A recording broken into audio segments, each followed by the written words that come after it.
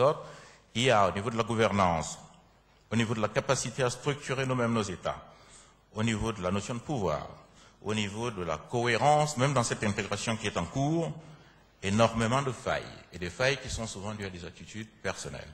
Je n'irai pas jusqu'à dire, comme certains, qu'il y a une sorte de prédisposition congénitale à ne pas y arriver, mais je considère quand même qu'il y a une part de responsabilité qu'il est important de déceler.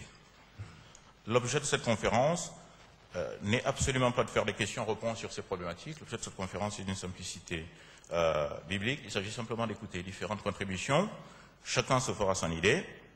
Et donc, sur ce, je vais céder la parole au premier intervenant, en vous remerciant encore tous d'être venus. Vous êtes là. Mesdames et Messieurs, bon après-midi. En guise d'introduction, quand j'étais coopérant militaire au Tchad en 69, on mettait en place le plan du Tchad. C'était Valentin Gakoutou qui était le secrétaire d'État au plan. Et il y avait un expert des Nations Unies qui montait la planification en valeur. Et je m'étais j'avais osé lui dire qu'en volume ce serait un peu mieux parce que les prix étaient quand même très différents selon les saisons et selon les régions, etc. Et ça avait créé un petit clash. Donc ça pour vous dire déjà que l'Afrique, ça peut être vu d'une façon ou d'une autre. Moi également dans les régions où les postes où j'ai servi, que ce soit le Tchad, le Niger, le Mali, c'est vrai que quand je suis retourné au Tchad, aujourd'hui encore, il y a toujours des conflits.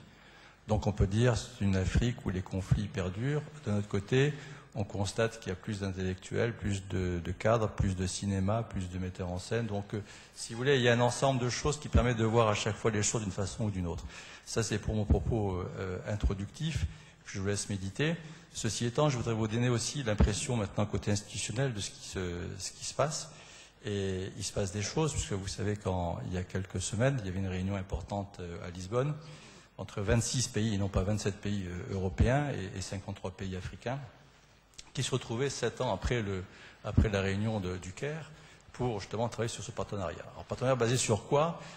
Côté européen, si vous voulez, une évolution sur les lieux de coopération, les lieux symboliques, entre Yaoundé, Lomé, Cotonou. Donc les termes ont changé, les membres ont changé aussi au niveau de l'Union européenne. Nous sommes 27 aujourd'hui, côté africain c'est pareil, une augmentation assez forte. Et puis vous avez aussi une évolution assez importante de la façon d'envisager la coopération, parce que les choses ont changé aussi, non seulement en Europe, mais aussi en Afrique.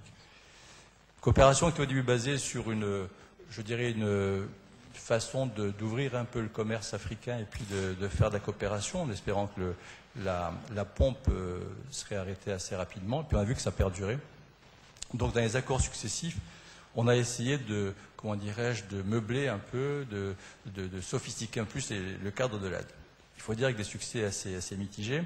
Et puis on est arrivé au cadre actuel, qui est un cadre qui, fait un mélange à la fois d'ouverture commerciale, puisqu'on sait très bien, le premier orateur l'a précisé, l'Afrique est devenue un enjeu en matière de matières premières, parfois sauvages.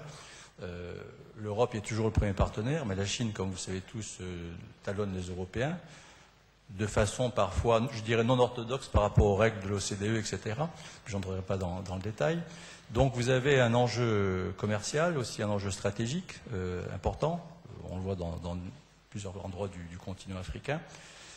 Donc c'est un élément aussi de coopération qui a été pris en compte.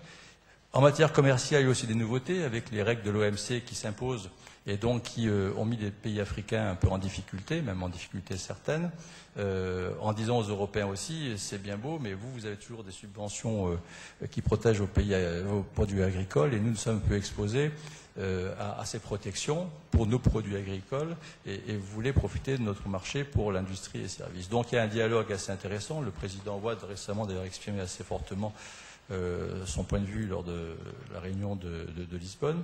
Donc il y a aussi un dialogue qui s'est mis en place et une recherche de cadres aussi juridico-administratifs pour faciliter l'intégration des pays africains dans le commerce international avec les fameux APE pour la coopération commerciale. Au niveau de développement, la coopération continue, comme vous le savez. L'Union européenne est le premier bailleur de fonds en Europe. Alors certains critiquent son approche. C'est vrai qu'elle a changé aussi avec le temps. C'est plus un droit à l'aide, c'est une aide conditionnée par plusieurs éléments, y compris la gouvernance, la démocratie, etc. Vous avez différentes enveloppes, une enveloppe A, une enveloppe B. Je ne vais pas rentrer là aussi dans les détails. Mais c'est une lettre qui est devenue beaucoup plus conditionnelle, mais dans un sens qui se veut positif, c'est-à-dire inciter les différents pays partenaires, si vous voulez, à prendre conscience que leur intérêt est également de changer. Alors, l'Union africaine est venue là-dessus. J'étais en poste comme ambassadeur à Addis Abeba quand on est passé de l'OUA à l'UA. Et votre serviteur a contribué à faire deux financements de 12 millions d'euros et ensuite 250 millions d'euros pour le lancement de l'Union africaine. Donc j'ai assisté à la naissance de l'Union africaine à Addis. Et c'est vrai que c'est quelque chose de très intéressant. C'est vrai que ça ne résout pas tous les problèmes pour autant, parce que vous avez des organisations régionales qui parfois se recoupent. Donc il faut mettre un peu de l'ordre aussi entre ces différents rôles des uns et des autres. On a vu aussi qu'en matière de sécurité, le rôle de l'Union africaine n'est pas facile. Il faut aussi qu'elle apprenne un peu les différents éléments d'intervention. Mais on voit quelque chose qui bouge et qui, si vous voulez, avec une Union européenne qui a fortement augmenté, on a là un partenaire très intéressant et qui devrait permettre également d'avoir une approche globale au niveau, si vous voulez, des concepts généraux de développement, de coopération, qui devrait permettre ensuite aux différents pays de décliner ces éléments et de permettre un développement, je dirais, assez serein. Pourquoi? Parce que finalement, je veux dire, ce qui sous-tend la coopération côté européen, c'est de dire, écoutez, on a réussi à éliminer les conflits sur le continent européen sans pour autant dissoudre les États. Et je crois que c'est une leçon quand même très importante à méditer, qu'on essaie de faire passer en montrant à nos amis africains que finalement, si on pouvait réduire les conflits, et Dieu sait s'il y en a, il y en a beaucoup trop, qui perturbent beaucoup. Il me reste quoi, 30 secondes? Oui, 30 secondes. Je n'ai pas fini l'introduction, mais ça. Donc, voilà, si vous voulez, je m'arrêterai là, mais je pourrais en parler pendant des heures, puisque j'ai passé 50 ans de ma vie hors de France, vous voyez, et une bonne partie sur le continent africain. Voilà, bon après-midi et bonne continuation. Bonjour à tous. Alors, notre président